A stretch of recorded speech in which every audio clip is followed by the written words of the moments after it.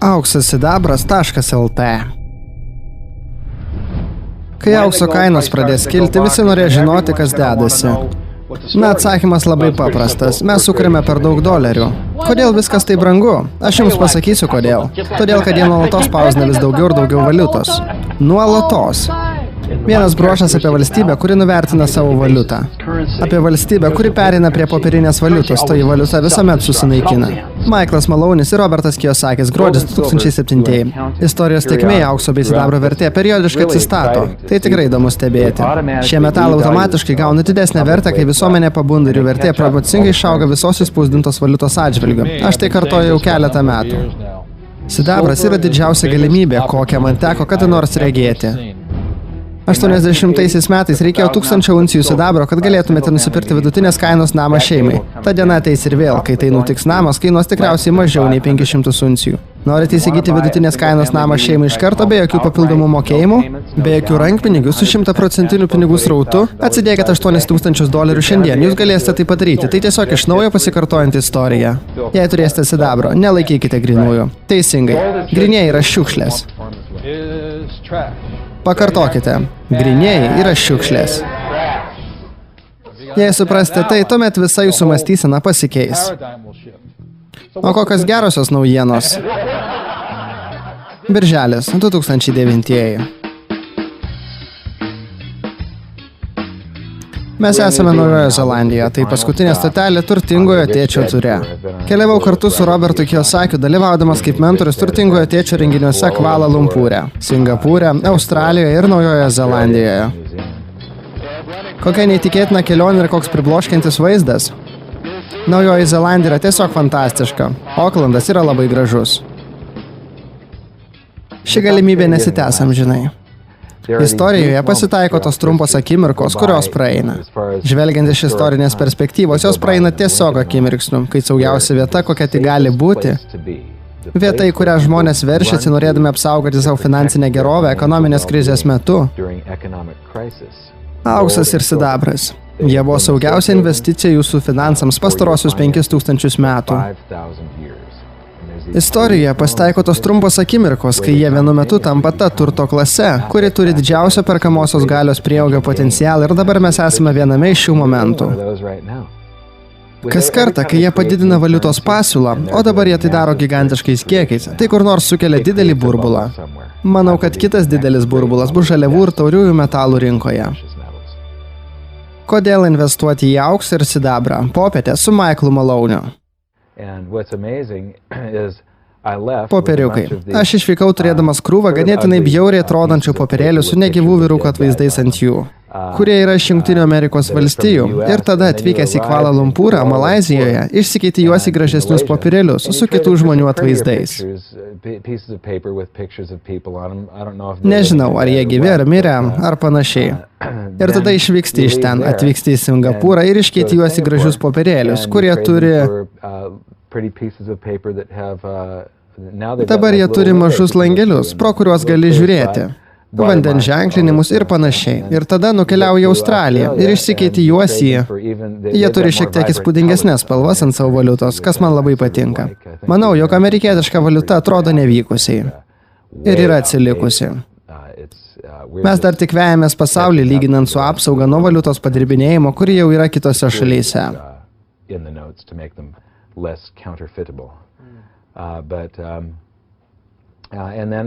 Ir vėliau atvykęs į Naująją Zelandiją išsikeiti juos į kitus popierėlius. Mane juokina tai, kad vyriausybės visame pasaulyje spausdina šitos popiergalius, o mes iš tikrųjų dirbame dėl jų. Mes tikrai ariam visą savo gyvenimą dėl šitų popiergalių, kuriuos jie tiesiog spausdina neįtikėtinais kiekiais.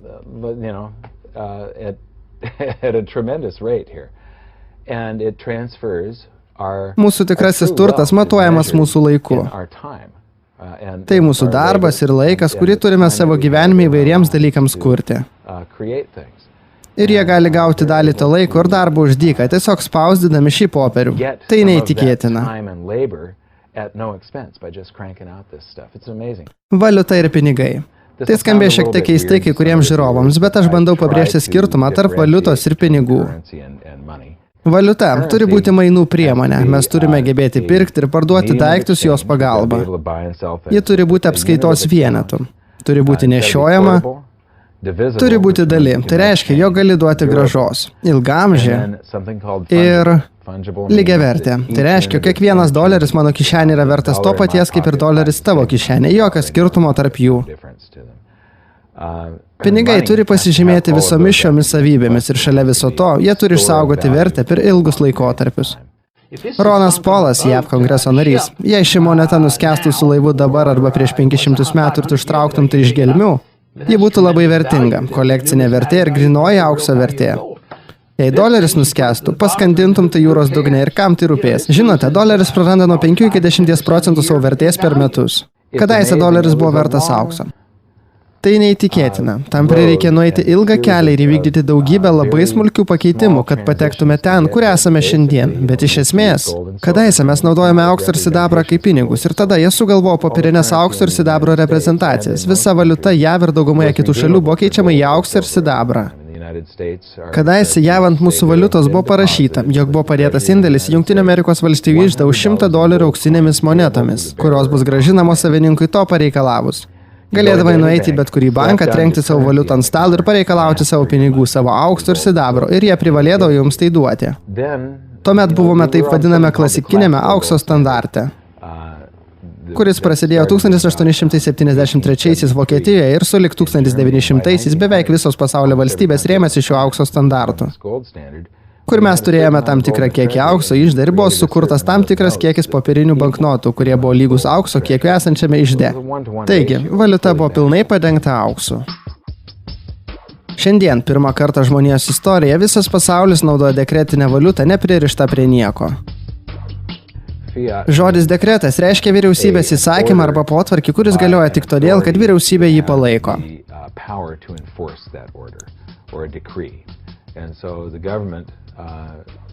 Taigi, valdžia gali įtakoti valiutos vertę arba pasirūpinti, kad jų valiuta būtų būtent ta, kuria naudojamasi šalies teritorijoje, leisdama mokėti mokesčius tik ta valiuta. Ir taip dekretinės valiutos įgyja vertę pagal valdžios įsakymą. Jos neturi jokios tikros vertės. Tiesą sakant, norint pagaminti $1 arba $100 banknotą, jums tai atsieis 6 centus. Bet iš esmės ten yra popieriaus ir rašalo už 3 centus, šiek tiek darbo ir transportavimo sąnaudų ir panašiai. Išskyrus tai, kad šis popierius jau sugadintas, nes nebegali nieko ant jo užrašyti, kadangi jis buvo išspausdintas kartu su rašalu. Galų gale, nagrinėdamas visą tai sužinai, jog visos valiutos visuomet grįžta prie savo tikrosios vertės. Kur yra tas kiekis energijos, kurį gali išgauti degindamas tą sugadintą kartu su rašalu atspausdintą valiutą. Ir mes tai matėme Veimaro hiperinfliacijos metu. Žmonės naudojo valiutą kaip kurą namams šildyti. Valiutos buvo pririštos prie naftos, aukso ir sidabro bei žemės. Kai tik pašalini ką nors, kas uždeda finansinį apribojimą, neleidžiantį tiesiog spausdinti kiek panorėjus, toji valiuta iš esmės tampa pasmerkta. Richardas Dotis. Tai pranoksta bet kokias fantastikos ribas ir jei nebūtų siaubingų pasiekmių, tai būtų absurdiška. Būtų iš tikrųjų juokinga, jei mes galėtume imti ir tuo naudotis be jokių neigiamų pasiekmių. Bet iš tiesų tai yra siaubinga. Jei pažvelgsime atgal į istoriją pastaruosius 3000 metų, kiekvienas tokio absurdiško mėšlo epizodas baigėsi labai blogai. Nėra jokio apribojimo dekretinių valiutų kūrimui. Galima išvysti juos kartojant tas pačias kvailas klaidas šiandien. Tai reikia pažvelgti istoriją ir išvystyti tai, kas nutiko 100 kartų praeityje. Ir tuomet pamatysite juos darant lygiai tą patį su mūsų valiutos pasiūla šiandien. Žinote, JAV deficitinės išlaidos yra visiškai nekontroliuojamos. Jei pateiktumėte bazinių pinigų grafiką Jungtinėse Amerikos valstijose, tai būtų grafikas rodantis cirkuliuojančius valiutos kiekius ir indėlius, kuriuos komerciniai bankai laiko federalinėme rezerve. Prireikė 200 metų, kad būtų sukurti 825 milijardai popierinių dolerių, kurie egzistuoja šiandien. Ir vėliau prireikė tik kelių mėnesių, kad būtų sukurti 1,75 trilijonai dolerių, kurie buvo skirti Bear Stearns, Fannie Mae ir Freddie Mac finansinėms išpirkoms. Po to turėjome kovo mėnesį 2008-aisiais. Atsiprašau, 2009 kovo jie paskelbė apie papildomą $1,2 trilijonų gelbėjimo paketą. Dabar dalis tų pinigų perka obligacijas tiesiai iš iždo. Tai tolygu pinigų spausdinimui, tai tas pats tarsi paleisti spaustuvės pilnu pajėgumu. Taigi, iš viso susidaro maždaug 3 trilijonai popierinių dolerių, kurie netrukus egzistuos. Nuo 825 milijardų iki 3 trilijonų. Tai išsiplėtimas siekiantis beveik 4 kartus. Tai tiesiog absurdiška. Robertas Kiyosakis. Taigi, šito bus prispausdinta daugiau nei bet kada anksčiau. Tai reiškia, jog doleris keliaus žemyn, o kiti dalykai kils į viršų. Ir tai iš tikrųjų nutiks. Tai nuspėjama. Galų gale, šito vertė sugrįš prie savo tikrosios vertės – 0. Taigi, visi jūs, taupantys šituos, visi žmonės, kurie taupote šias šiukšlės, jūs patirsite didelių nuostolių. Jie tiesiog įrašo į kompiuterį dolerius, jiems nebūtina netgi jų spausdinti. Buvo laikas, kai turėjai nukaldinti monetas, kad padidintum valiutos pasiūlą. Vėliau turėjai spausdinti popierių. O dabar tiesiog turi pridėti nuliukus ir bum, jų yra 10 kartų daugiau. Jiems netgi nereikia spausdinti šių šiukšlių, jos elektroninės. Štai kaip greitai tai smog žmonėms, iš kur atsiranda visa valiuta. Kaip kongreso narys aš galiu sužinoti daugiau apie tai, ką daro CŽV, nei apie tai, ką veikia Federalinis laisvosios rinkos komitetas, Centrinis bankas. Tai, ką jie daro su monetarinė politika, yra labai slapta. Federaliniam rezervui buvo suteikta valdžia ir teisė kurti pinigus grinai iš oro. Federalinis rezervas iš tikrųjų nėra federalinis ir neturi visiškai jokių rezervų. Tai privati bendrovė ir jūs galite to įsitikinti nuėję į jų puslapį, apsilankę dažniausiai užduodamų klausimų skiltyje.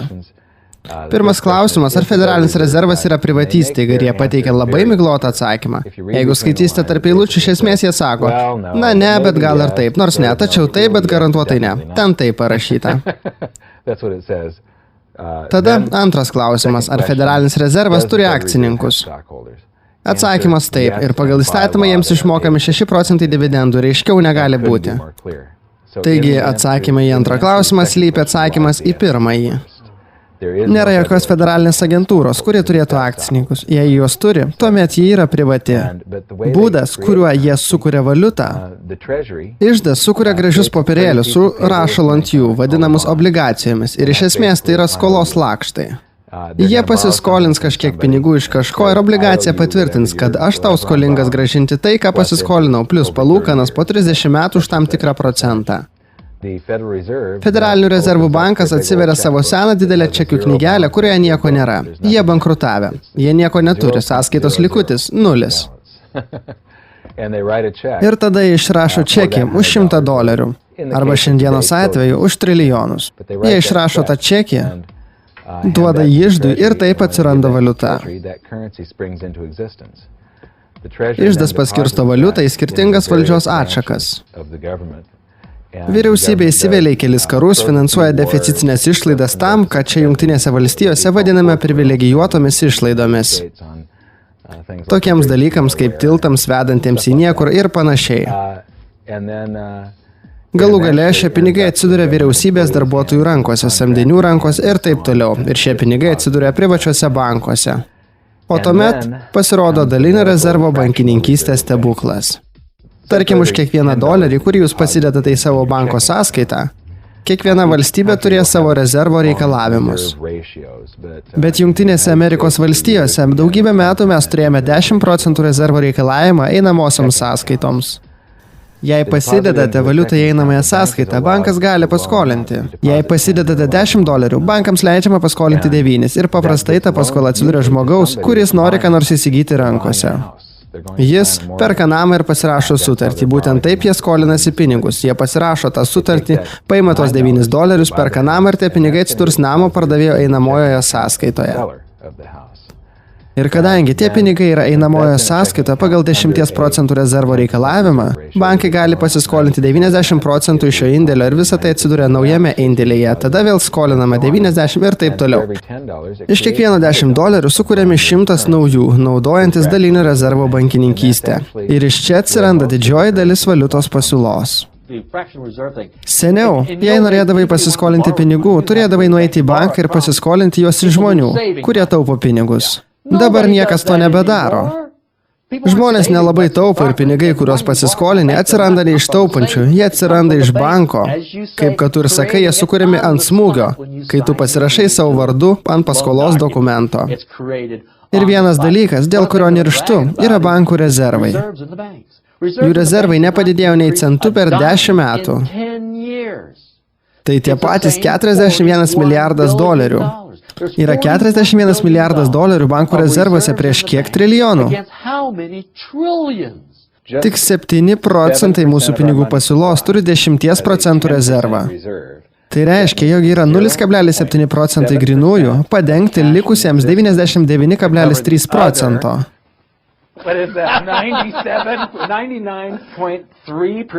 Tai beprotybė. Tu kalbė apie dalinį rezervą. Nėra jokio rezervo, ten nieko nėra. $100 milijonai nelabai koks dalinis rezervas. Centriniai bankai vagia mūsų turtą didindami valiutos pasiūlą. Taigi, grįžtant prie to, kaip sukuriamas šis pinigų pasiūlos padidinimas, didžioji dalis valiutos, maždaug 10% ir panašiai, yra baziniai pinigai, kas yra visata fokus-pokus suktybė, kai iždą sukuria skolos lakštas ir federalinis rezervas arba kokios nors valstybės centrinis bankas. Priklausomai nuo valstybės, tai bus finansų ministerija ir jų centrinis bankas, kuris gali būti pavadintas rezervų banku arba panašiai. Ir iš tiesų, kai tas bankas išrašo čekį, čekis tai yra skolos lakštas, taip? Tai skolos lakštas griniesiems, tu gali jį pasiimti ir nuėjęs į banką atsiimti grinuosius. Taigi, jie apsikeičia skolos lakštais ir taip atsiranda valiuta. Tačiau, kai ši valiuta atsiranda, jos kiekiai padidinami naudojantis dalinio rezervo bankininkystę. Mes ariam dėl šito popieriaus ir taupome jį, kad galėtume sumokėti mokesčius iždui tam, kad šis galėtų gražinti federaliniam rezervui arba bet kokioje kitoje šalyje savo centriniam bankui pradinį įnašą bei palūkanas. Privačiai bendrovei, kuri nėra federalinė ir neturi jokių rezervų. Taip, ji turi akcininkus, tai didžiausia suktybė, kokia kada nors buvo įgyvendinta. Neįtikėtina, kad čia, Jungtinėse Amerikos valstijose, mes taikstome su to jau beveik 100 metų. Faktai yra čia, visi egzistuojantis faktai remia argumentą. Prieš mūsų sudarytas sąmokslas pavogti mūsų pinigus ir perduoti juos bankams. Federalinių rezervų bankas suteikia kreditą, bet iš esmės tai yra nusikaltimas ir vagystė. Nes taip, tai yra vertinga.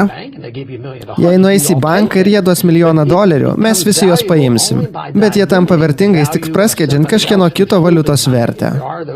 Jei yra žmonių, kurie taupo pinigus, jie apvagiami. Dauguma bankų yra smarkiai įsiskolinę. Jeigu jie laimi, mums patiriant hiperinfliaciją, masinis kvailumas laimi bankų sistemos kainą. Per visą monetarinę istoriją aš niekada nemačiau didžiųjų berniukų pralaimėjimo. Taigi, trumpalaikė defliacija pervestų visų žmonių nuosavybę bankams ir vėliau patirtume didelę infliaciją.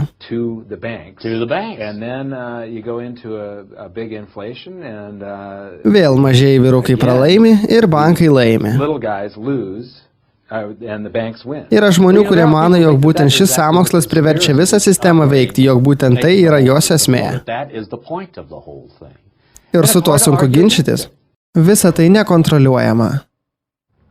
Niekada nemačiau, kad deficitas būtų būtent toks, koks jis buvo prognozuojamas. Jie visada pranoksta savo prognozes. Taigi, jei jie prognozuoja $1,75 trilijonų deficitą, jis bus 2 arba 2,25, kai viskas bus pasakyta ir padaryta. 2009-aisiais deficito prognozės, jei pažiūrėsite jas, jei pažvelgsite į deficito grafiką su nulinė linija subalansuotame biudžete, šis deficitas tarsi krenta nuo grafiko dugno. Ir tada jis turėtų mažėti 2010, 2011 ir 2012-aisiais. Mes turėtume turėti mažesnius ir mažesnius deficitus, bet čia lukuriuoja ta didžiulė hipotekinių paskolų nemokumo banga. Antroji hipotekinių paskolų nemokumo banga jau čia. Mes esame nežinomuose vandenyse. Davidas Morganas. Įdomu tai, jog žvelgiant iš mano perspektyvos, mes dar tik pradedame matyti jūrą tampančią audringą. Kas nėra net panašu į tai, ką manau išvysime po kelių metų. Tai bus panašu į milžinišką tsunami, kuris tikrai sukrės rinkas. 2010 ir 2011 metais išvysime didžiulės hipotekinių paskolų užkintančias palūkanas nemokumo bangas.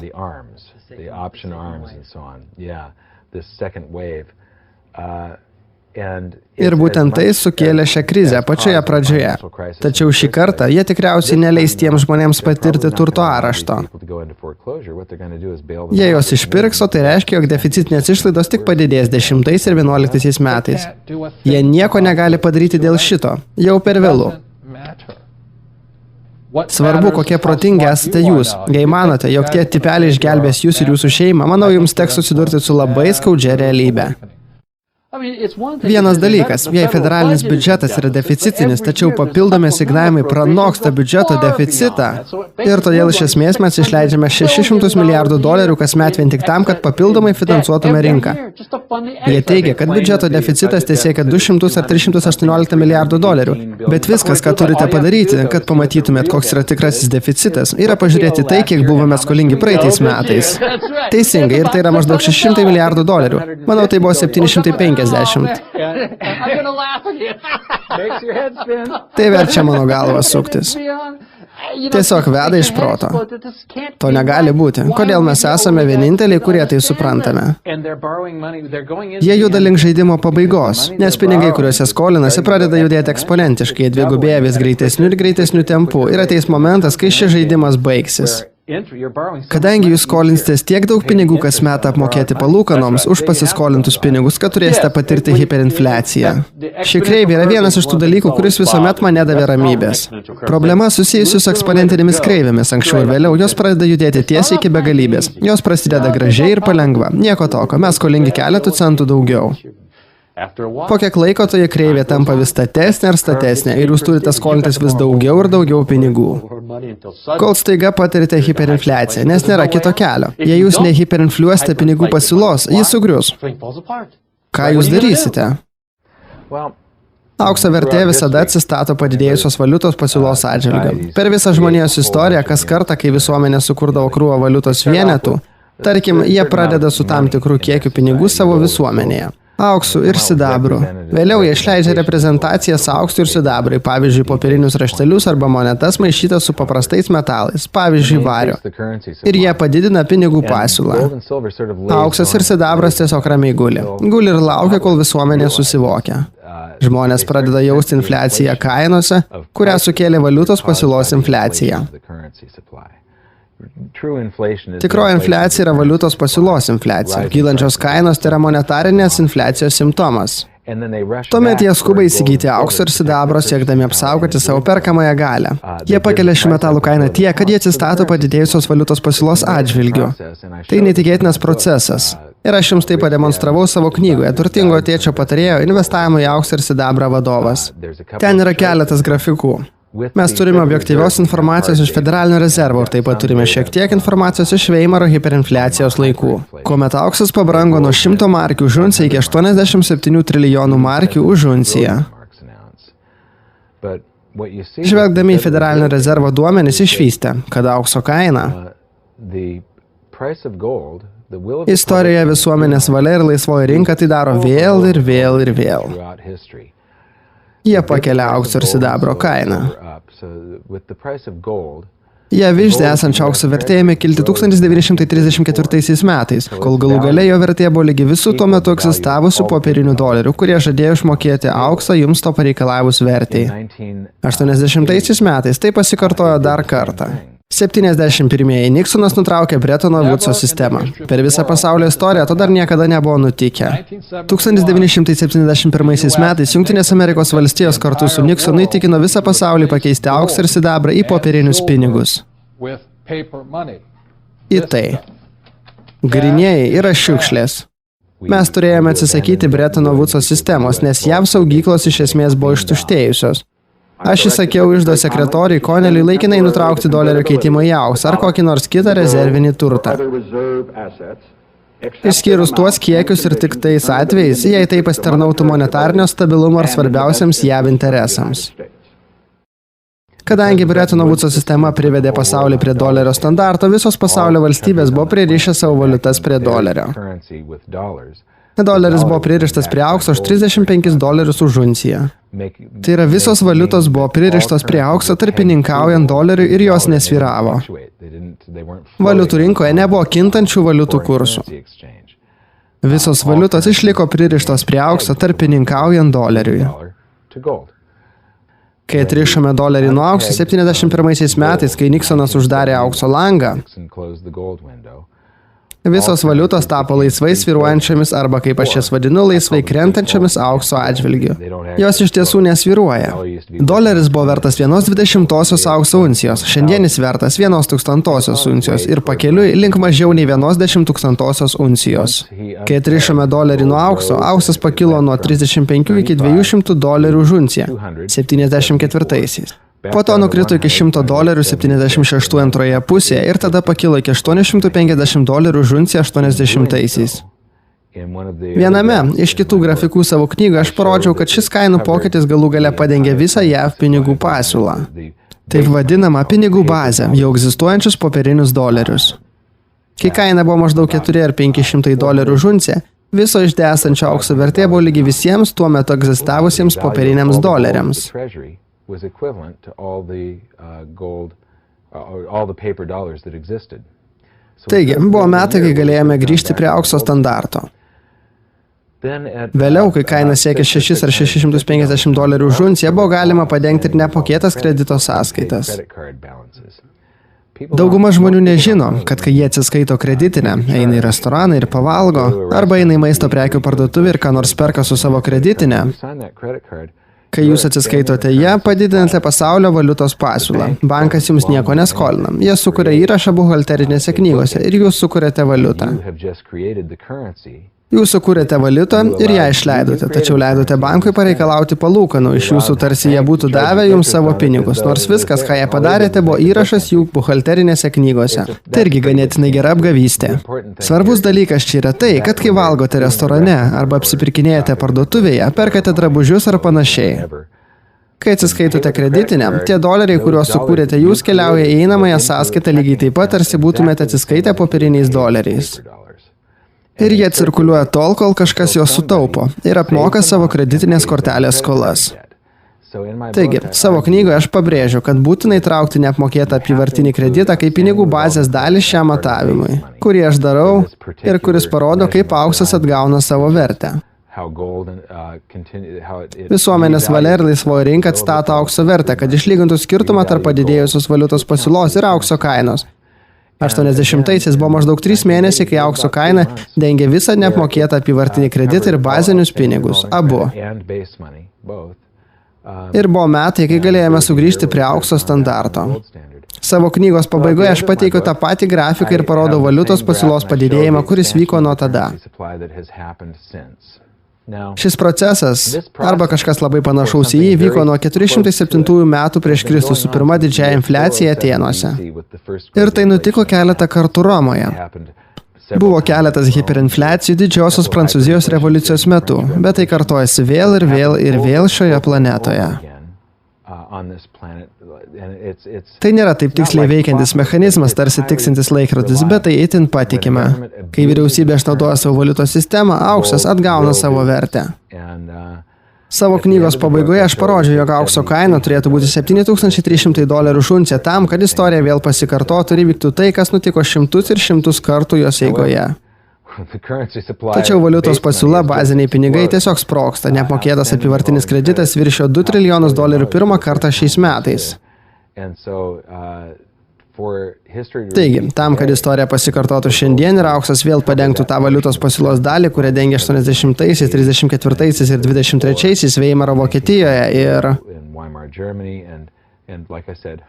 kaip sakiau, šimtus kartų istorijos eigoje, dabar reikėtų maždaug $15,000 už unciją kainos tuo atveju, jeigu JAV liausis su savo absurdiškomis deficitinėmis išlaidomis ir valiutos kūrimu. Jie liautųsi šiandien ir to jie tikrai nedarys.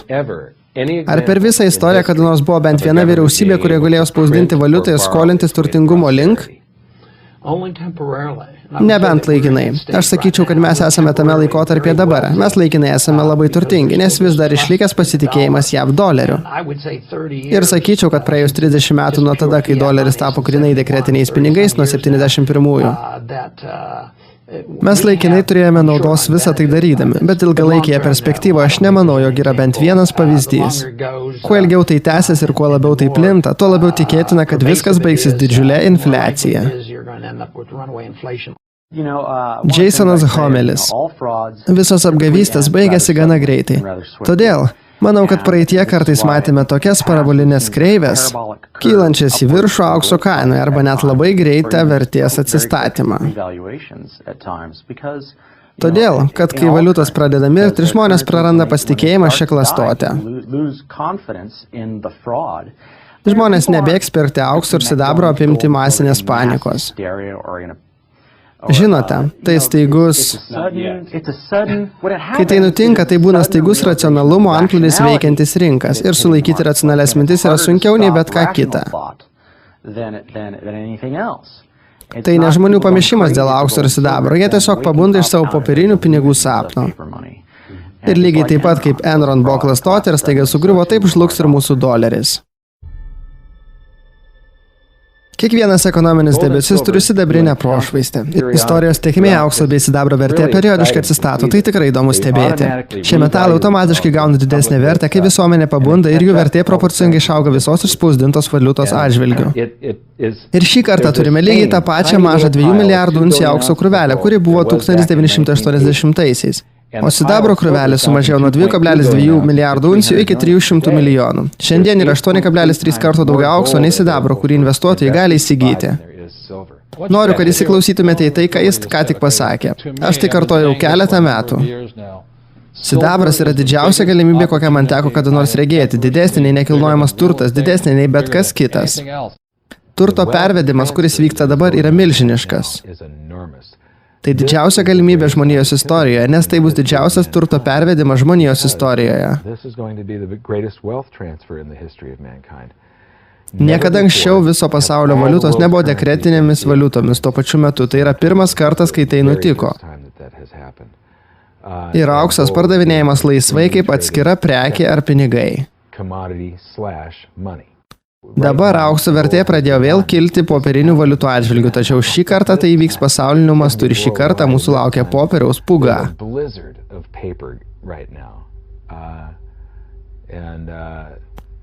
Istorijos eigoje visas tas popierius nuolatos bando nusileisti ant tos pačios mažytės krūvelės metalo.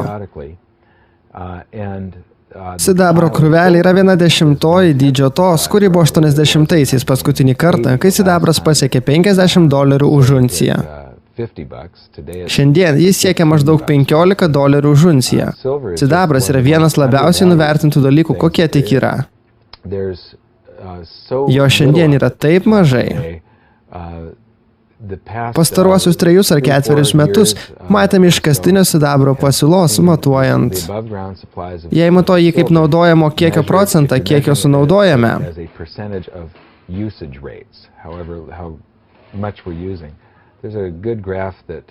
Yra geras grafikas, kurį paruošė CPM grupė, viena iš 2 agentūrų, kurios naudojamos tauriųjų metalų industrijos. Jie samdomi atlikti pasaulinius paklausos ir pasiūlos auditus ir išsiaiškinti, kur naudojami taurieji metalai. Jie turi grafiką, kuris parodo, kiek mėnesių iškastinės pasiūlos yra virš žemės. Kitaip tariant, jei nutrauktume kasinėjimus bet kurią akimirką, kiek laiko užteks aukso ir sidabro, kurio turime virš žemės.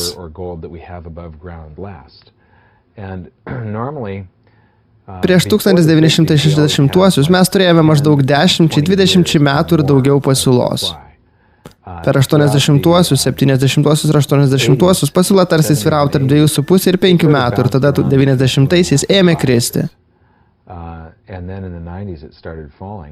Ir 2006-aisiais buvome kritę iki 3 mėnesių. 3 mėnesiai iškastinės sidabro pasiūlos, kaip paprastai siekdavo 10 metų. Sidabras yra labai retas. Pirmą kartą žmonijos istorijoje yra daugiau aukso nei sidabro, kurį gali įsigyti investuotojai. To niekada nebuvo anksčiau. Tiesą sakant, jei paimtumėte visą auksą ir suspaustume jį į kubą, būtų galima patalpinti jį teniso korte. Tai būtų šiek tiek mažiau nei 20 metrų kiekvienai kubo kraštiniai. Sidabras yra kur kas retesnis. Jei suspaustume jį kaip kubą, jis siektų šiek tiek mažiau nei 12 metrų kiekvienai kraštiniai. Taigi, esu įsitikinęs, kad iš šių 2 metalų sidabras yra geresnė investicija. Šį kartą tai globalu. Šios buliaus rinkos dinamika yra visiškai kitokia lyginant su paskutiniaja. Kas buvo tie žmonės, kurie paskutiniosios buliaus rinkos metu auksą pakėlė iki $850, o sidabrą iki $50. Tai iš esmės buvo Šiaurės Amerika ir Vakarų Europa. Visa SSRS, visa Rytų Europa ir Rusija vykdė planinę ekonomiką. Tuomet nebuvo įmanoma įsigyti aukso arba sidabro, nebuvo jokių prekyviečių vietų, kur jų įsigyti. Kinija, Indija, Meksika, Pietų Amerika. Visos šios ekonomikos iš esmės buvo paremtos ūkininkystė. Ūkininkai neturėjo atliekamos valiutos aukso ir sidabro įsigyti, ir netgi jei būtų turėję, šiose valstybėse nebuvo jokių aukso ir sidabro prekyviečių. Taigi, niekas iš šių valstybių negalėjo įtakoti pasaulinės rinkos kainos. Šiandien visas pasaulis gali įsigyti aukso ir sidabro ir kiekvienoje iš šių šalių yra milijardierių. Ir turime tokius dalykus kaip Šanchajaus akcijų rinka. Tokių dalykų tuomet nebuvo. Mes esame pirmieji siūlantys sidabro luitus investavimui. Pirmosios luitų siuntos kaina buvo labai žema, labai artima neapdirbto metalo kainai. Šios investicijos kaina nėra didelė ir yra prieinamesnė eiliniam žmonėms. Sidabras yra kur kas pigesnis nei auksas. Taigi, ateis diena, kai visi tokie dalykai, kaip informacija, kad sidabras yra retesnis nei auksas, taps visiems žinoma. Dabar ne vienas žmogus iš 10 000 to nežino. Tačiau ateis diena, kai dauguma žmonių besidominčių investavimu ir rinkomis arba turintys pensijos sąskaitą, jie turi kažką.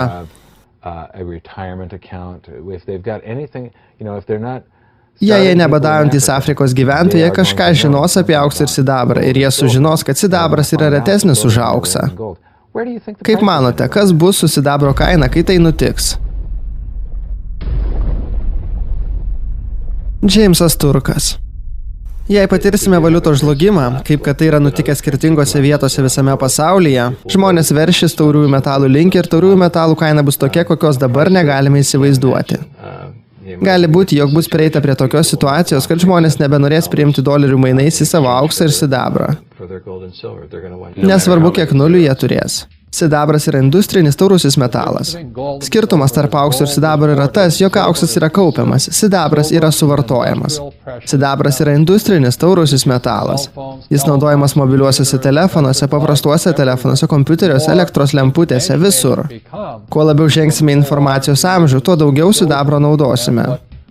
Michaelas nori pasakyti, jog sidabro kiek yra visų laikų žemumose ir nėra randama labai daug naujo sidabro.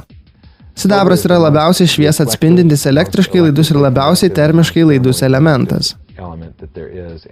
Dažniausiai jam nėra jokio pakaitalo. Tai elementas, ne junginys ar molekulė. Todėl negali surikiuoti krūvos atomų į molekulę ir gauti pakaitalą sidabrui. Tai pavienis atomas. Kiekvieną kartą, kai jūs naudojatės telefonu, išmetate senąjį ar panašiai. Kas kartą, kai rašote kompiuteriu, jūs rašote ant sidabro. Žvelgiate į DVD arba CD, jūs žvelgiate į sidabrą. Kai žvelgiate į veidrodį, jūs žiūrite į sidabrą ir galų gale visą tai atsiduria sąvartynuose. Ir dažniausiai yra nepelninga mėginti išgauti sidabrą iš šių produktų. Mano verslo partneris Brentas Harmsas neseniai parašė straipsnį pavadinimu Kalėdų metas sidabro kasykloje. Jis buvo nuvykęs į Meksiką Kalėdų metu ir gavo progą nusileisti veikiančią sidabro kasyklą. Jie jam papasakojo, kaip didžioji dalis sidabro kasyklų yra uždaromos, tiesiog užkonservuojamos, nes negali jo išgauti ir pelningai parduoti dabar, kai kainos yra žemesnės nei kasybos darbų savikaina. Yra keletas bendrovių, kurios uždirba pelną esant dabartiniams kainoms, bet jų nėra daug. Negali turėti prekės, kurios trūksta pasaulyje, tokios kaip sidabro, kurios kaina yra žemiau kasybos savikainos. Ši situacija negali ilgai tęstis. Tai nėra pranašystė. Tai nėra tai, ką rodo televizija. Tai yra grinai pasiūla ir paklausa, ekonomikos pagrindai. Kaip sakiau, yra 2 milijardai žmonių norintys sau leisti gyventi vakarietišką gyvenimo būdą. 2 milijardai žmonių norinčių mobiliųjų telefonų, kompiuterio, elektros ir viso kita. Dabar sidabro kainos sudaro 1,65 dalį aukso kainos. Pastaruosius 2000 metų, kai auksas ir sidabras buvo naudojami kaip pinigai, sidabro keitimo santykis į auksą buvo vidutiniškai lygus 1:12. Šis vidurkis šokinėja aukštyn ir žemyn, bet yra ganėtinai svari priežastis tam. Aš neturiu svarių įrodymų, negaliu jums tiksliai pasakyti, kokie aukso kiekiai lyginant su sidabru buvo cirkuliacijoje. Bet 1/12 yra labai įdomus keitimo santykis, nes tai yra maždaug tas aukso ir sidabro kiekis, kurį vis dar galima iškasti iš Žemės plutos. Žemės pluto yra maždaug 12 kartų daugiau sidabro nei aukso.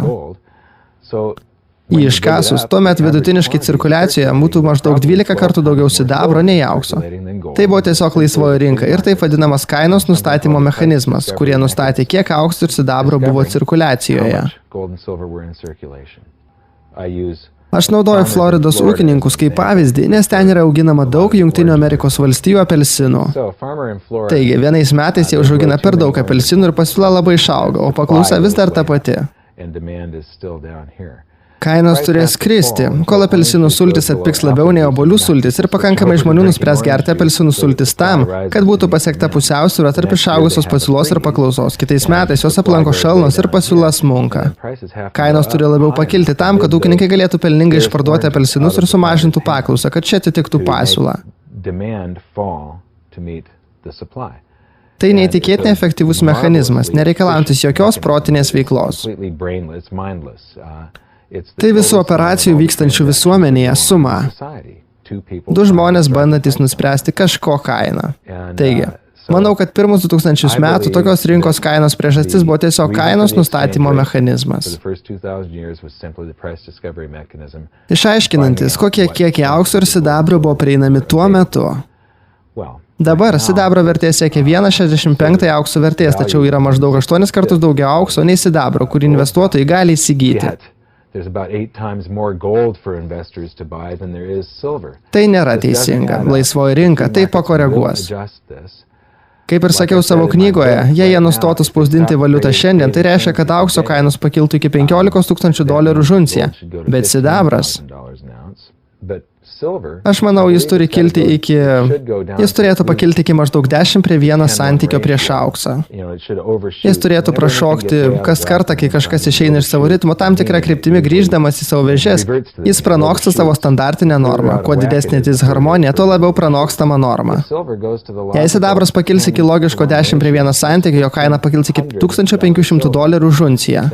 Tai reiškia, kad jūs patirtumėt 100 kartų didesnį pelną turėdami sidabrą, ir tik 15 kartų turint auksą.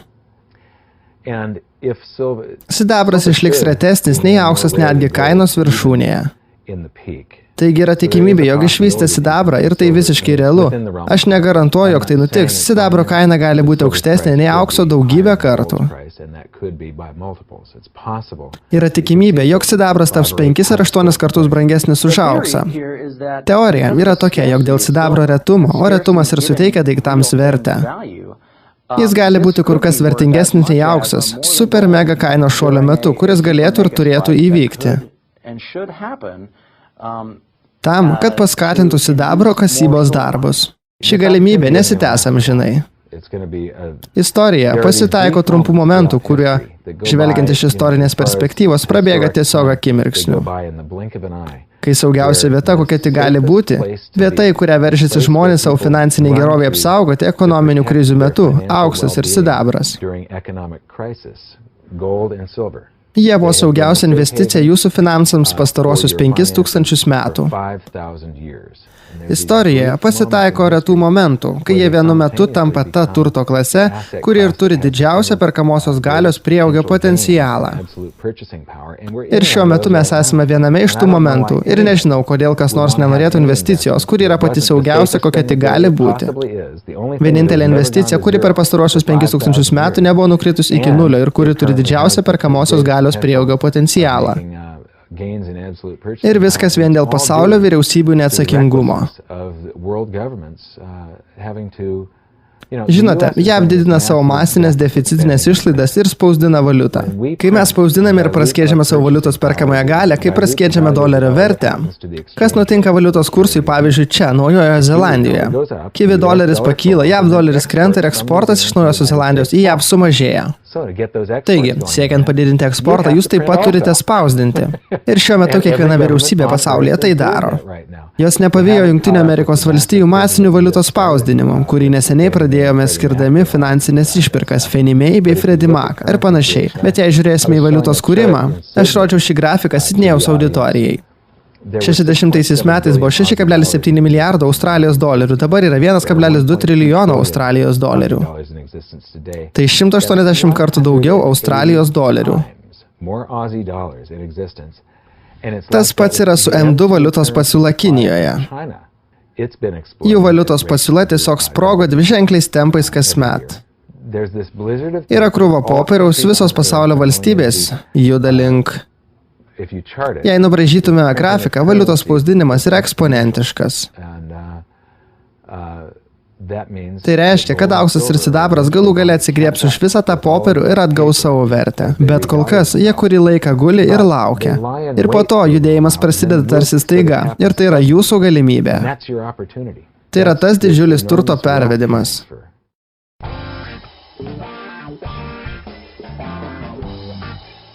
Didėjantis sąmoningumas.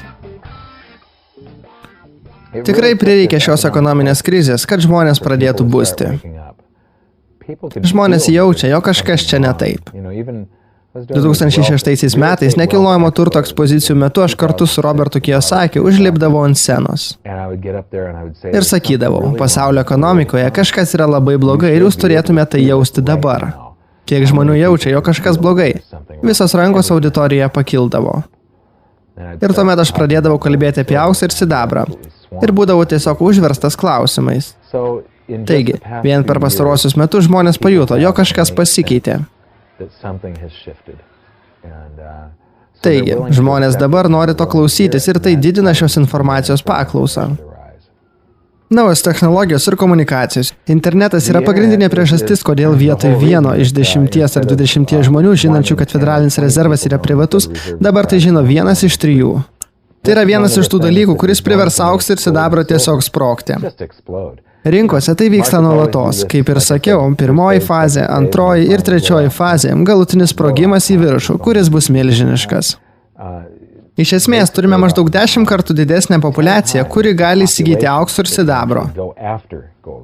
Kiekviena iš jų turi 10 kartų daugiau valiutos ir jei pažvelgsime į investuotojų skaičių kiekvienoje populiacijoje, anksčiau, 80-aisiais, mes dar tik keitėme situaciją, kai įmonės valdė pensijų planus Jungtinėse Amerikos valstijose, kai dabar visi turi individualias pensijų sąskaitas. Tada te buvo keletas pasimetusių investuotojų, kurie iš tiesų nežinojo, ką jie daro, todėl jų brokeriai tvarkė reikalus už juos. Vėliau mes turėjome Nasdaq burbulą 99-aisiais ir kiekvienas įsigijo prekybos platformą bei tapo dienos prekybininkais. Vėliau sekė nekilnojamo turto burbulas ir visi pradėjo prekiauti nekilnojamu turtu. Tikriausiai kiekvienoje populiacijoje yra 10 kartų daugiau investuotojų. Taigi, turime faktorių susidanti iš 10 kartų daugiau žmonių, su 10 kartų daugiau investuotojų kiekvienoje populiacijoje turinčių maždaug 10 kartų daugiau valiutos. Susidaro tūkstantinis faktorius. Tai bus milžiniška. Ir sujunkite tai su šviesos greičiu. Šiandien vietoj to, kad įsijungę elektrovakuminius televizorius lauktumėte, kol jie iššils ir Volteris Kronkaitas galės papasakoti jums apie aukso kainas, Šiandien investuotojas Mongolijoje paima savo Apple iPhone ir sužino aukso kainas bei užsiema poziciją. Tai visiškai kitoks pasaulis, internetas pakeitė viską. Tai, ką jūs šį kartą išvystė, bus visai kas kita nei tai, kas nutiko 70-aisiais. Pažvelkite iš šios pozicijos. 70-aisiais ją buvo vis dar didžiausia kreditorė pasaulyje, dabar yra didžiausia skolininkė pasaulyje. Mes neturėjome tiek išvestinių finansinių priemonių, kabančių virš banko 70-aisiais taip, kaip kad turime šiandien. Mes neturėjome tokio milžiniško prekybos deficito, kokį turime šiandien. Neturėjome tokių didelių federalinės vyriausybės išlaidų. 70-ųjų antroje pusėje Sovietų sąjunga buvo įklimpusi Afganistane. Šiandien mes įklimpę Irake. Noriu pasakyti, jog šiandien turime kitokį pasaulį. Ir dėl šių skirtumų mes galime patirti, aš to tikiuosi, galime patirti valiutų krizę ir auksas bei sidabras bus pripažinti vienintelė valiutos forma netolimoje ateityje. O doleris išeis lygiai taip, kaip išėjo kontinentinis doleris. Rono Polo efektas. Manau, kad Ronas Polas turėjo labai daug įtakos, ypač žmonių sąmoningumai apie federalinį rezervą ir šalimais jis sukūrė daugybę aukso ir sidabro gerbėjų. Žinote, žmonės Jungtinėse valstijose atranda, jog mūsų konstitucijoje parašyta, kad Jungtinėse Amerikos valstijose tik auksas ir sidabras gali būti pinigais. Ir kad federalinio rezervo banknotai yra neteisėti bei prieštaraujantis konstitucijai pinigai, kurių neturėtume naudoti. Pagrindinė priežastis yra ta, jog valiuta, kuri buvo naudojama įkūrus Jungtinės Amerikos valstijas, kontinentinis doleris, pirmasis JAV doleris, nusirito iki nulio dėl hiperinfliacijos, nes iš esmės revoliucinis karas buvo finansuojamas vien tik deficitinėmis išlaidomis. Jie tiesiog spausdino valiutą ir ją išleisdavo. Viskas prasidėjo nuo prekybos santykių 1:1 su Ispanijos doleriu. Dar prieš tos laikus, kai egzistavo sidabrinis JAV doleris. Ispanijos doleris turėjo tokį pat kiekį sidabro kaip ir sidabrinis JAV doleris ir jis pakilo iki 1779 reikėjo 1000 kontinentinių dolerių, kad galėtume nusipirkti vieną Ispanijos dolerį. 1783 kontinentinis doleris buvo tapęs tualetiniu popieriumi. Patyrę hiperinfliaciją, Jungtinių Amerikos valstijų kūrėjai pamatė, kokią žalą jis sukėlė, kaip tai nušlavė tai, ką mes galėtume pavadinti viduriniąja klase. Popierinės valiutos savininkai neteko visos perkamosios galios ir jie atiteko tikrųjų pinigų savininkams. Rono Polo dėka visą tai sulaukė didžiulio pripažinimo. Man jis labai patinka.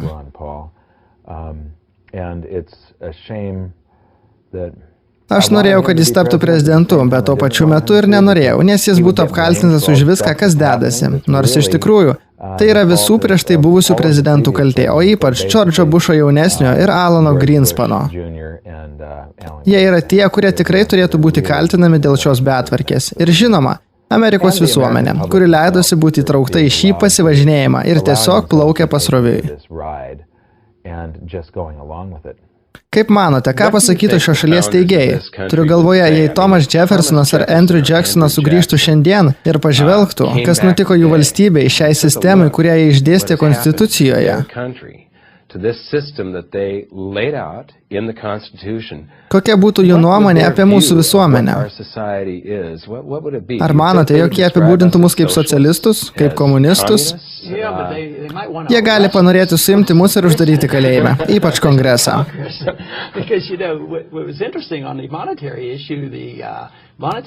1792 metų monetarinis įstatymas, pirmasis po konstitucijos teigė, kad jeigu jūs prisidėjote prie klastojimo, galite būti nubaustas mirties bausme. Ir klastojimu jie laikė beverčių banknotų spausdinimą, kredito vekselius, nes jie žinojo, kas buvo, kai federalinių rezervų banknotus, kai kontinentinis doleris nusirito iki nulio ir jie žinojo, kas yra hiperinfliacija. Aš esu tikras, jog Jeffersonas ir kiti pasakytų, nejaugi nepamenate, kas nutiko? Taigi, jeigu jie įteisino mirties bausmę už klastojimą, jie pasakytų, jog moralinė prasme mes įteisinome klastojimą. Tu ir aš negalime to daryti. Laimė, tai vis dar prieštarauja įstatymams, nes tai yra sukčiavimas. Tačiau, kodėl vyriausybėms yra leidžiama daryti tai, kas draudžiama mums? Kaina yra tikrai dirbtinai slopinama, įrodymai pateikti prekybos prekių ateities sandoriais komisijos ataskaitose. Vyrukas vardu Theodoras Butleris tai nagrinėjo daugybę metų ir atskleidė šias manipulacijas. Todėl turiu nukelti skrybėlę prieš Tedą Butlerį. Metalų lizingas egzistavo jau nuo senų laikų ir iš pradžių viskas buvo daroma dėl labai teisėtų priežasčių.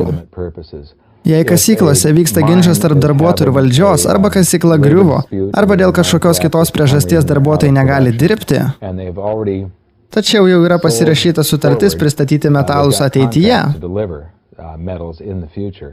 šios sutartys gali būti įvykdytos, neprarandant klientų pasiskolinant auksą ir sidabrą lizingų iš ko nors, kas turi šių metalo atsargų ir vykdyti pasirašytas sutartis, o vėliau apmokėti šį lizingą naujai gautą produkciją. Perdirbimo įmonės gali daryti tą patį, tačiau per pastaruosius keletą metų pasitaikė aukso ir sidabro lizingo atvejų, kurie buvo naudojami netokiais teisėtais tikslais.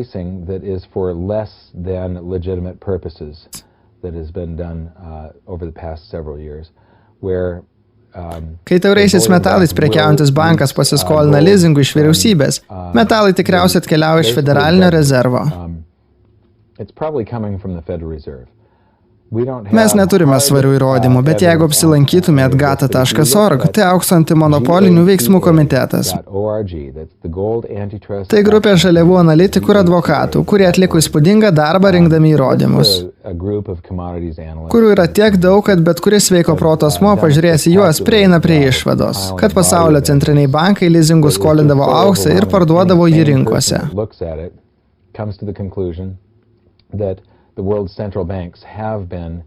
Tokiu būdu sėkmingai slopindami kainą ir tikriausiai yra vos 40 ar 60% aukso likusio centriniuose bankuose.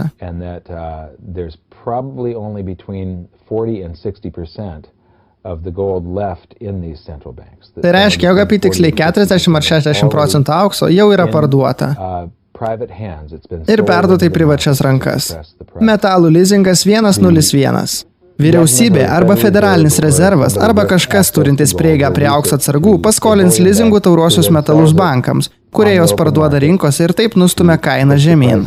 Tuomet jie pasiema gautas pajamas ir investuoja jas į opcionus arba ateities kontraktus. Gautas pajamas jie investuoja JAV iždo obligacijas, už kurias mokami 5% palūkanų. Skolinimosi lizingų kaina siekia vos 0,25% ir jiems lieka skirtumas. Taigi, iš esmės, jie gaudavo pinigų už nieką, visiškai be rizikos. Kas nutiks, kai paaiškės, jog lizingų įsigytas sidabras buvo parduotas į rinkas ir sunaudotas industrinėms reikmėms? Visos šios sutartys turi skirsnį, leidžiantį jiems atsiskaityti grynaisiais. Manau, kad vieną dieną tai sukels aukso ir sidabro kainos sprogimą.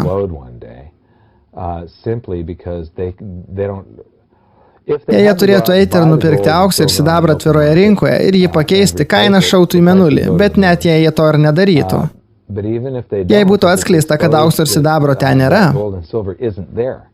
kad pasaulyje yra kur kas mažiau aukso ir sidabro nei žmonės manė, tai taip pat privestų prie kainų sprogimo, todėl nėra jokio skirtumo. Jie pakliuvo vieną didžiausių pasaulyje prekybos šortų pinklių. Ir vieną dieną mes išvysime šių metalų kainas tiesiog absoliučiai sprogstančias. Aš noriu būti laiminčioje fronto pusėje ir noriu turėti kiek galima daugiau fizinio aukso ir sidabro monetų bei luitų, kai tai atsitiks. Jei negali paimti tauriųjų metalų į savo rankas, vadinasi, tu jų neturi. Kaip manote, jog visa tai baigsis? Bilas Murphys. Svarbiausia yra tai, jog bus kainų sprogimas aukso ir sidabro rinkos ir žmonės gali dabar iš to daug uždirbti. Žmonės, kurie yra investavę. Žmonės neturi beveik jokio supratimo apie tai, kas dedasi iš tikrųjų ir todėl žinoti tai, kas žino gata.org yra taip svarbu. Nes rinkos yra čia, jos juda link čia ir mes žinome kodėl. Vienas iš dalykų, kurį aš padariau. Aš nežinau nei vieno, kuris kitas tai pastebėjo. Bet aš atsisiunčiu Jungtinių Amerikos valstijų finansinę ataskaitą kiekvienais metais ir laikau ją ant savo stalo. Ja skaitydamas, aš pasižymiu tam tikras vietas. Ir vienas iš dalykų, kuriuos aš pastebėjau, buvo tai, kad yra skiltis auksui, kurie pateikiamas turimo aukso kiekis uncijomis. Jungtinių Amerikos valstijų vyriausybė įvertina tas uncijas savo buhalterijoje, tarsi jos būtų vertos $44.22 už unciją. Taigi, pasak jų, oficiali aukso kaina yra $44.22 JAV už unciją. Tai absurdiška, bet jie pateikia tokias kainas. Ir tada išnašoje randate parašyta, jog buvo iškeista 11 milijardų JAV dolerių vertės aukso į aukso banknotus, esančius federalinėme rezerve. Ir toliau rašoma, kad valstybės iždas gali išpirkti tos aukso banknotus bet kuriuo metu. And then later on it says that the Treasury can redeem those gold notes at any time. Jei banknotai yra federalinio rezervo rankose, tuomet kaip iždas gali juos iškeisti? Jei būtent iždas turi banknotus, tuomet tai reiškia, kad federalinis rezervas turi auksą, o iždas turi banknotus. Jei padalinsite 11 milijardų dolerių iš 44,22, paaiškės, kad JAV turėjo tik 11,5 milijardų JAV dolerių vertės aukso už tą kainą.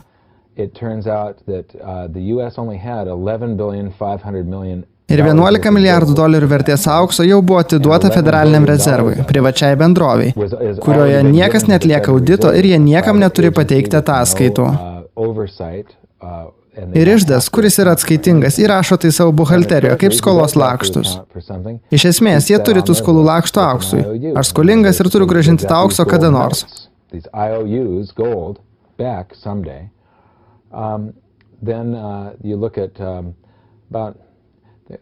Kažkas, nepamenu to žmogaus vardo, bet Jamesas Turkas yra aukso analitikas.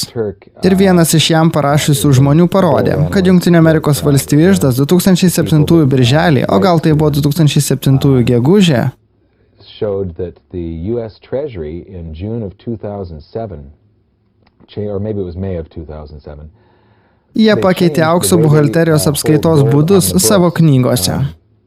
Anksčiau buvo eilutė pavadinimu turimos aukso atsargos, o dabar tai pasikeitė į auksą ir gautiną auksą įskaitant paskolų ir apsikeitimo sandorius, kur taikytina. Ir jų apskaitoje visa tai yra tik viena eilutė, vienas skaičius.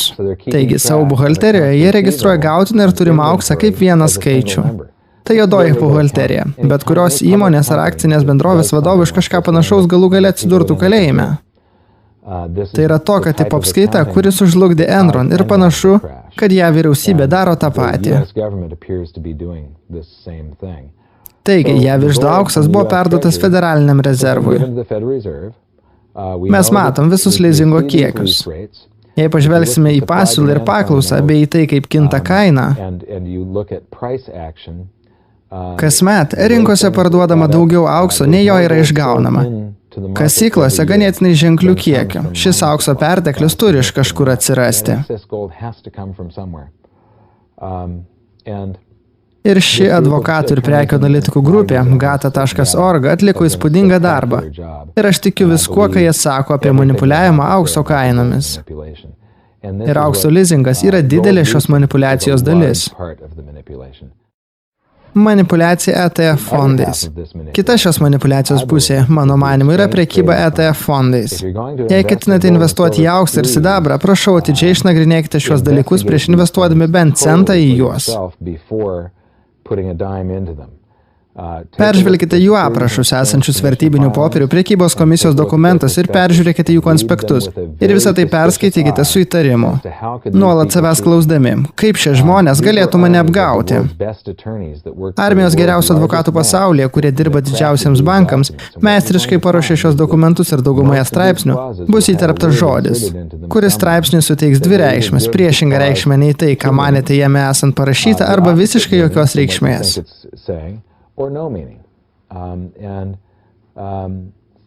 Taip pat beveik visa aukso prekeivių bendruomenė padarė išvadą, kad šios įstaigos yra tiesiog dar vienas būdas manipuliuoti aukso ir sidabro kainomis.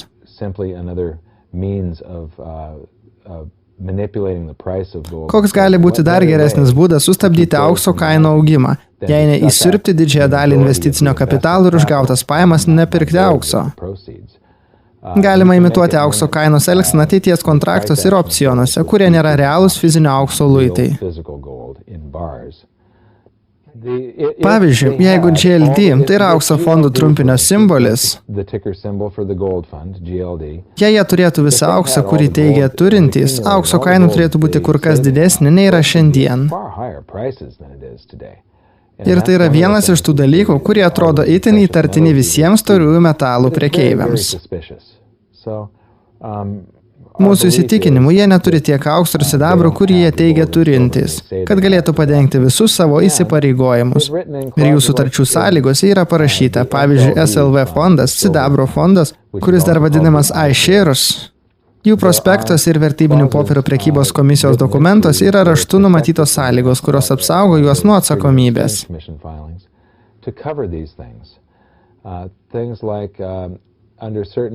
Pavyzdžiui, esant tam tikroms rinkoms sąlygoms, pavyzdžiui, egzistuojant nelikvidumui, iShares akcijų kaina gali nukrypti nuo sidabro kainos ir kristi. Jų sidabras laikomas saugyklose. Tuomet kaip gali jų sidabro krūva būti verta mažiau nei šalia esanti sidabro krūva? Štai ką aš noriu sužinoti.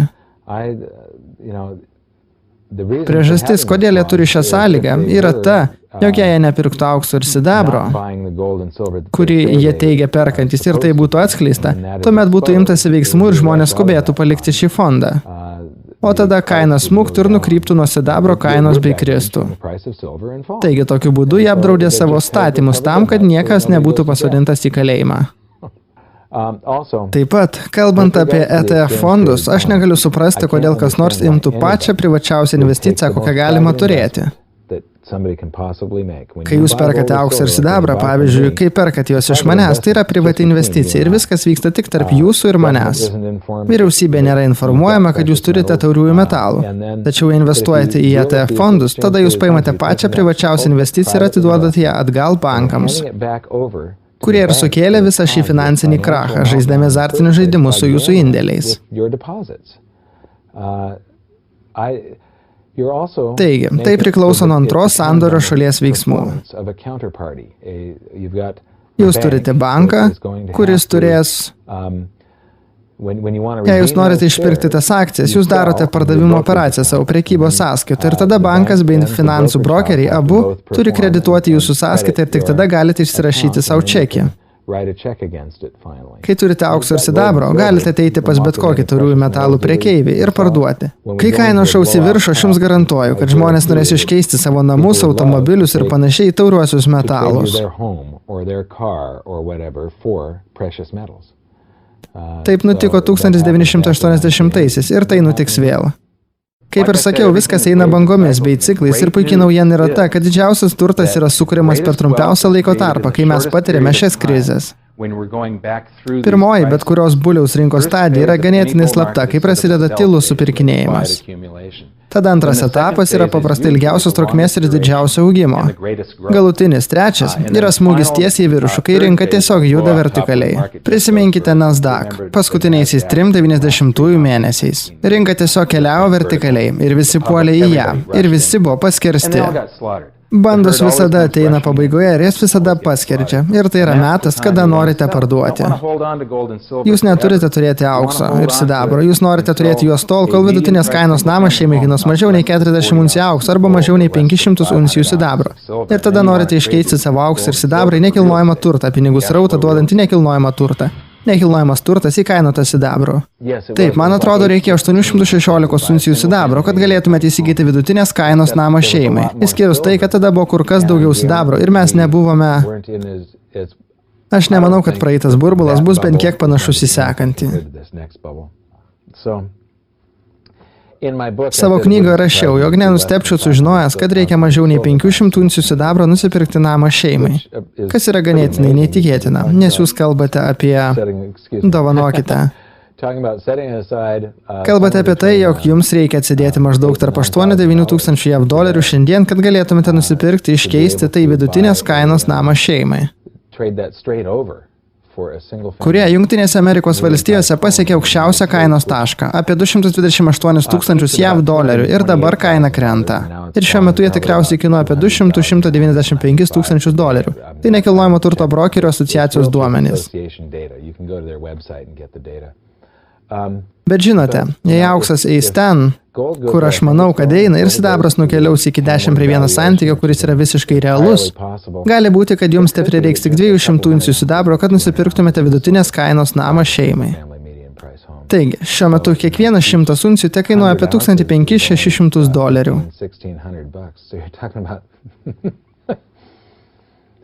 Kartais, kai aš kalbu apie šios dalykus, negaliu patikėti, jog juos sakau, bet yra visiškai logiški dalykai ir tai yra nutikę anksčiau. Tai būtų, pavyzdžiui, šiandien atsideda 3-4 tūkstančius JAV dolerių ir investuojate juos į sidabrą ir iškeičiate jį į namą, kurią nors dieną ateityje. Nemanau, kad teks labai ilgai laukti, kol tai nutiks. Tikriausiai prireiks nuo 2 iki 5 metų, gal šiek tiek ilgiau, 6 metų. Iki 2015 vėliausiai, man taip atrodo. Ar investuotojai turėtų palikti nekilnojamo turto rinką ir pereiti prie tauriųjų metalų? Jei jie nėra finansiškai raštingi, jei jie neturi finansinio išsilavinimo, jiems vertėtų tai pasielgti. Aš priklausau turtingojo tėčio komandai ir Robertas yra stambus investuotojas į nekilnojamąjį turtą. Bet jis perka nekilnojamąjį turtą, kuris duoda pajamas ir tai jis daro tinkamuose sektoriuose. Ką aš noriu pasakyti? Prieš keletą metų jis perėjo nuo investavimo į A klasės turtą prie investavimo į B ir C nuomojamos nuosavybės turto klases. Tai yra darbo klasiai prieinamos nuosavybės. Šių apartamentų nuoma kainuoja mažiau nei 500 JAV dolerių per mėnesį. Štai kur jis investuoja. Sprogus nekilnojamo turto burbulai, visi kieno namai yra areštuojami, turi kažkur gyventi. Taigi, dabar yra didžiulis trūkumas šio tipo nekilnojamo turto ir yra didelė paklausa. Taigi, jei žinote, ką darote, tuomet nekilnojamas turtas vis dar yra puikia investicija, bet nepatyrusiam investuotojui. Patarčiau, bėk iš nekilnojamo turto ir investuokite tauriuosius metalus kaip galima greičiau. Nesu aukso ir sidabro gerbėjas. Aš esu ciklų vyrukas. Dabar esame tauriųjų metalų cikle ir viskas, ką reikia padaryti, kad to įsitikintumėte. Tai paimti vidutinės kainos namą šeimai ir padalinti jo kainą iš aukso. Naftos barelio, kviečių bušelio, tonos geležies, svaro vario kainos ir sužinosite, kad nekilnojamasis turtas ir vertybinių popierių rinkos smunka nuo maždaug 99 ir 2001 metų priklausomai nuo to, ką jūs pasirinksite kaip priemonę, kurią jūs vertinsite, bet šios rinkos smunka lyginant su bet kuo, kas yra materialu. Žmonės mano, kad tai brangsta, tačiau žmonės visada vaikosi vakarykštės naujienas. Ir dabar jie daro tą patį. Žinote, aš tiesiog buvau labai pastovus. Nuo 2002 metų aš mokiau apie tauriuosius metalus ir pirkau juos. Ateis laikas, kai visa tai baigsis. Ir ateis laikas, kai nebegalėsiu sąžiningai išeiti ir pažvelgęs kažkam į akis sakyti, kad taurieji metalai yra gera investicija. Todėl suformavau savo verslą taip, kad atėjus metui galėčiau pasakyti, jog ne, taurieji metalai nėra gera investicija. Išeikite iš rinkos, laikas pirkti nekilnojamą turtą, laikas pirkti akcijas. Taigi, svarbiausia, gaukite finansinį išsilavinimą, tapkite finansiškai raštingi. Ir dabar mes esame lengviausioje ciklo dalyje. Auksas ir sidabras. Tai geros investicijos, bet tuo pačiu metu tai kvailos investicijos. Jos nereikalauja daug finansinio raštingumo. Aš turiu galvoje, jūs nusiperkate šiuos metalus ir sėdite su jais tol, kol jie bus pervertinti. Ir tada jos parduodate ir nusiperkate ką nors kitą. Tai nereikalauja daug darbo. Reikia daugiau finansinio išprusimo, kad galėtumėt būti nuomotojai arba kad galėtumėt prekiauti akcijų rinkose arba valiutų rinkoje ir panašiai. Tam reikia daug talento, žinių ir priežiūros. Tuo tarpu auksas ir sidabras. Jūs perkate, sunkioji dalis yra parduoti. Kur yra viršūnė? Aš galiu tai išmatuoti ir turiu analitikų komandą, kurių darbas kiekvieną dieną yra sužinoti ir viską įvertinti.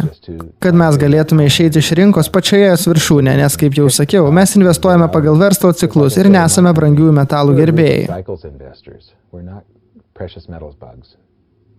Manau, kad vienas patarimas, kurį duočiau jūsų žiūrovams, yra tai, kad mes vis dar esame ankstyvoje ciklo stadijoje, kai yra judama iš finansinio turto ir pereinama į visų rūšių materialų į turtą.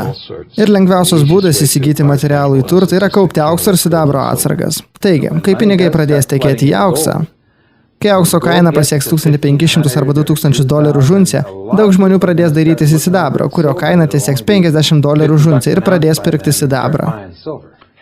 Kai visi supras, kas vyksta, tuomet bus antplūdis aukso link, kuris tiesiog, žmonės tiesiog nublokš. Tai bus pats didžiausias istorija. Taip, tai bus, netgi lyginant su akcijomis, Nasdaq buliaus rinka atrodys kaip niekis ir skirtumas bus tas, jog čia viskas bus realu. O tai buvo tik burbulas. Tai nereiškia, kad mes neturėsime burbulą aukso ir sidabro rinkoje, bet pats pokytis bus iš esmės tikras ir natūralus. Manau, kad tai bus sekantis didelis burbulas.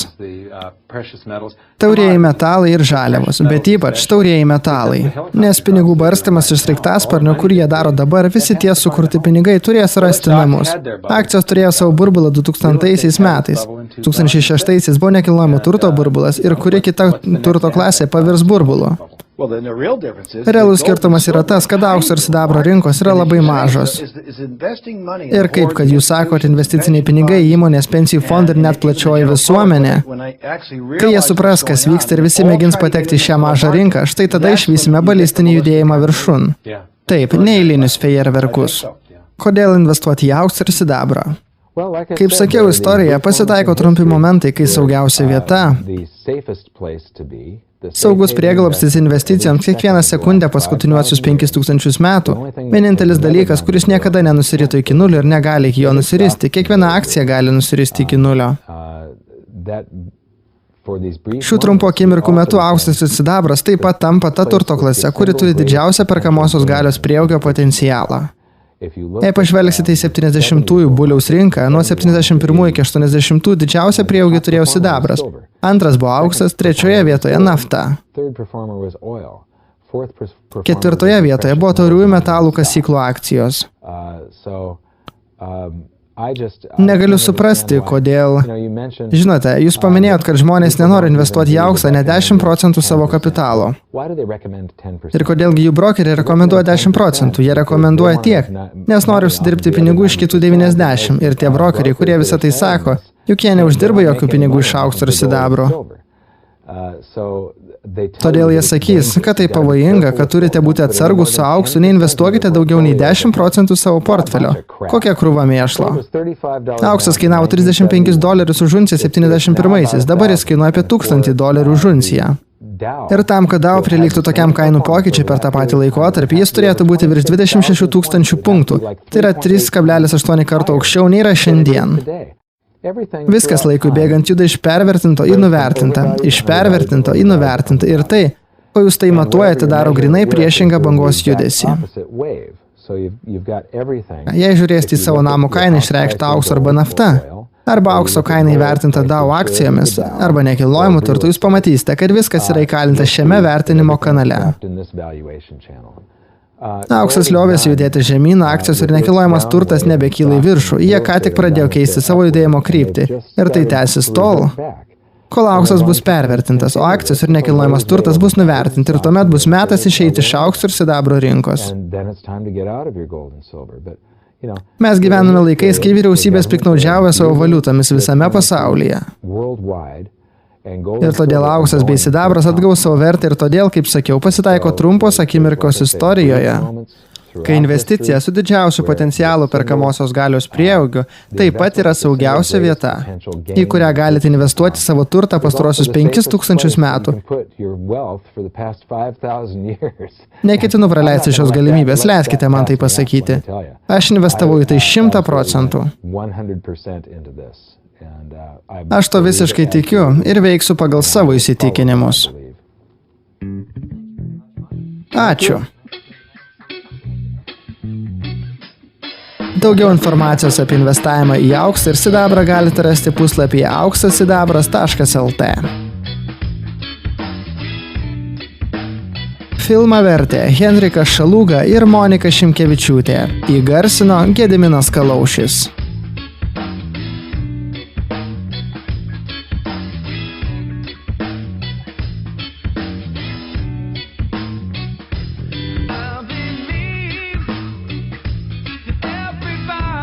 Nėra abejonės, jog prieš akį mūsų laukia beprotiški laikai.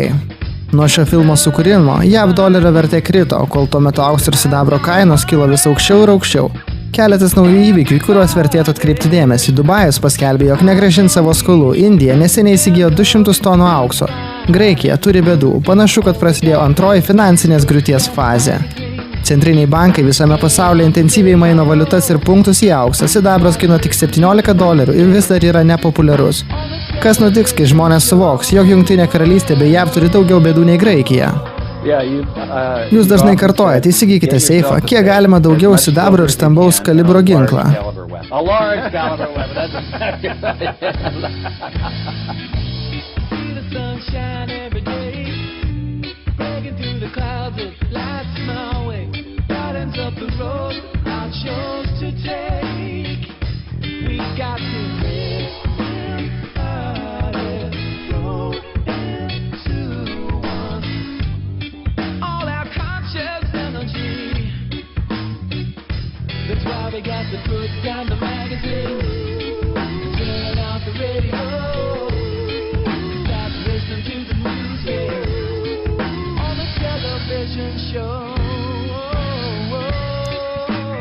Taip, reikalai labai pablogės, nes nėra nei vieno pavyzdžio per pastaruosius 3000 metų žmonijos istorijoje, kad tokie dalykai kada nors būtų baigęsi geruoju. Ir man sunku tikėti, kad dabar, po tiek laiko, be jokios konkrečios priežasties, mes patirsime atsigavimą. Kai niekam kitam nepavyko gyvendinti nieko panašaus. Todėl man tikrai labai sunku to patikėti. Ir pakeiskite savo mąstymą. Tai yra šiukšlės. Tai net neegzistuoja. Visą filme aptartą informaciją galite rasti Maiko Maloney knygoje Investavimo į auksą ir sidabrą vadovas.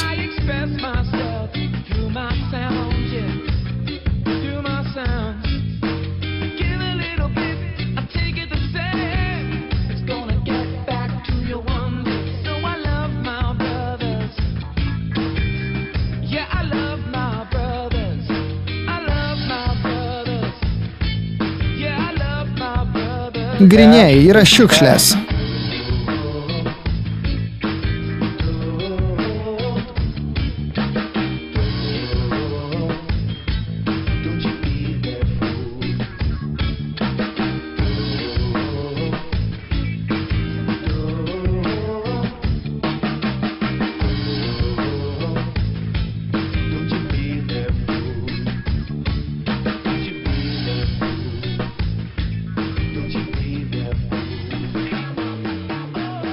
Sveiki, aš Maikas Maloney's. Vienas iš dalykų, kurį dažniausiai girdžiu iš savo klientų yra gerai, tu mane įtikinai. Man reikia įsigyti aukso ir sidabro ir man reikia padaryti tai dabar, bet ką daryti toliau? Kaip man juos įsigyti? Kokia forma galiu juos įsigyti? Vienas svarbiausių dalykų, kurį turite atsiminti, yra tai, jog būtina pirkti tikrą auksą ir sidabrą, o ne kvailių auksą ir sidabrą. Jums reikia pirkti aukso ir sidabro monetas bei luitus, kurias galite paimti rankas. Jums nebūtina juos turėti su savimi. Mes galime juos saugoti už jūs. Arba galime pristatyti juos jums į namus, tačiau jūs turite įsigyti tikro aukso ir sidabro. JAV sidabrinis erelis pristatomas labai gražioje pakuotėje, kur yra 25 pakuotės, kiekvienoje po 20 monetų. Štai čia yra parašyta West Point kalykla.